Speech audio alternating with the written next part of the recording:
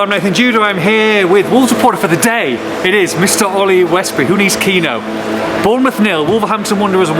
That is an absolutely massive 3 points in this season, Ollie. Yeah, 1 from 1 I am. 1 from 1. A monumental. I mean, I don't think the words describe it with the way that the results have gone elsewhere. Wolves move 5 points clear of 18th place. Yeah. Ipswich, after today's events, a vital 1-0 win here. At times backs to the wall in the second half. They did drop a little bit deep to defend despite having the numerical advantage. But I feel, it was so tense really because of how important it is for Wolves, given where they are and how the season has gone for them. So it was an imperative result, and I suppose all of it kind of moved around that 5 minute period in the first half, I suppose, didn't it? Yeah, look, Bournemouth came out and they had to weather a storm, didn't they, for those first 15-20 minutes, because it was utter bombardment. Then Wolves have a great chance. Nelson Semedo hits the post, you get the sending off, and you just feel at that point, 11 versus 10, this is the day now, and you've got to take full advantage, and thankfully they did. It should have been more comfortable, but that wouldn't be Wolves. But that sending off changed the game. In terms of the sending off, did you feel it was a red? We looked at it. I mean, obviously we're sat amongst the Bournemouth fans, and they went absolutely mental just at the fact that the foul was given. Yeah. Then they went even more mental when he was given a yellow card, and then obviously you can imagine the reaction when he was given a red. Ultimately he was probably halfway up his leg. His foot did hit the ball, and then it knocked it up. I think it's one of those. I said to you, as soon as I saw him running over there, I was like, oh, we know what's coming here. He's off, isn't he? As soon as he goes to the monitor. As soon as he goes to the monitor, he's done for. So, it goes into the footballing cliche of sin 'em given category. I don't know. I don't think I'd be particularly happy, from a Wolves perspective, if somebody was sent off for that kind of a tackle. I don't think it was dirty. I don't think it was meant. But ultimately, he's caught him high. He's caught him with the studs, so they can't have too many. Lewis Skelly got that rescinded. I don't think they're going to get this rescinded. It was too high for me. He's got the ball and the man, and in the modern day way of football, that's a red card. Look, what they've got to do though, 11 versus 10, and they've got to take advantage, and they did. The ball falls to their talisman. This is why I give him a new deal. This way, scores and scores and scores and scores. And Matheus Cunha, if you want the ball to fall to anyone in the box, you don't want it to fall to quite a few of these at this moment in time, but you do want it to fall to especially not Manetzi, but Matheus Cunha, my goodness, straight into the roof of the net, 1-0. Yeah, it was a great finish, wasn't it?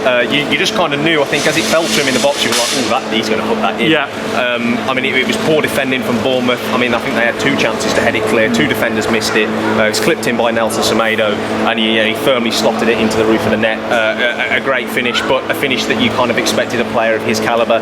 You watch the way. I don't see much of Matheus Cunha playing the flesh, but the way he kind of glides across the turf. It's beautiful. He's a beautiful footballer. This is why you give him a new contract. And look, Santiago Bueno booked after 5 minutes. A red card here, and you just felt this referee was going to even things up. The last thing you want is for a midfielder to have a reckless tackle just on the brink of half time, and that's exactly what João Gomez does. And Vitor Pereira's seen this before. He's seen what happens in the second half, which was João Gomez going to get sent off. He takes him off. He brings Jorgen Strand-Larsen on, and that was a very smart change at half time. Yeah. Without trying to sound too critical on the lad who played up front in the first half, he did. Manetzi. He didn't. He looked like a midfielder playing up front, didn't he? And there was a real difference when you saw Strand-Larsen coming on and playing up front in that second half. He was just more of a presence. They had more of a focal point, and he just seemed to know what he was doing. And Manetzi, aside from missing one from about 5 yards out, which I don't know how he missed, did all right in the central midfield. You can see more comfortable in his position. And obviously Wolves have got to adapt to the situations that they find themselves in. If they've not got fit strikers, they've not got fit strikers. Sure. So he did pretty well. It was smart management from Vitor Pereira. And Strand-Larsen made a big difference after he came on the break. Nasa Giga came on for his debut as well. And in fact, I'm not sure how many he used today. I'll have to look after, but 6-7 substitutions. There were plenty of them, and they all contributed. Look, at the same time, 1-0, so many chances to break away, so many chances on the break, and they've got to finish one of those because you don't want to be hanging on. But you're right, in that second half they did defend a little bit too deep. but when they did break, they've just got to finish the game off.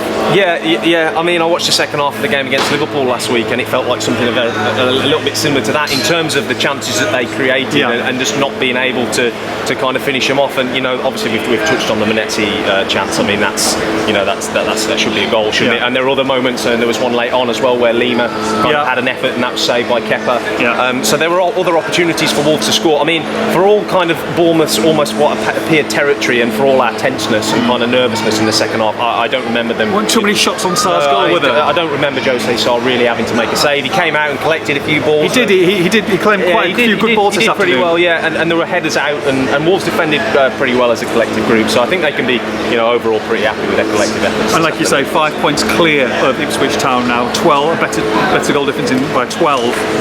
You go to a better run of fixtures now. These next 4 or 5 games have got a cracking chance to really put some distance between those bottom 3. Yeah, for sure, without a doubt. I mean, it was, it felt like a tough game. I mean, you turn up here with Bournemouth, sitting 5th in the league table. I think they've only lost 1 in the last 13 games. You think if they can come away from here with a point, and then that'd be a decent result. So to come here to get 3 points, it gives them a massive kind of momentum boost. It kind of they can just keep kind of rolling on. So yeah, that's huge in the context of Wolves this season, no doubt. And the important thing now is that they build on it and they don't get sucked back in. No Keno, no problem. Can you come again for Fulham on Tuesday night? I think I am, aren't I? Come on, baby! Come on, we love to see it.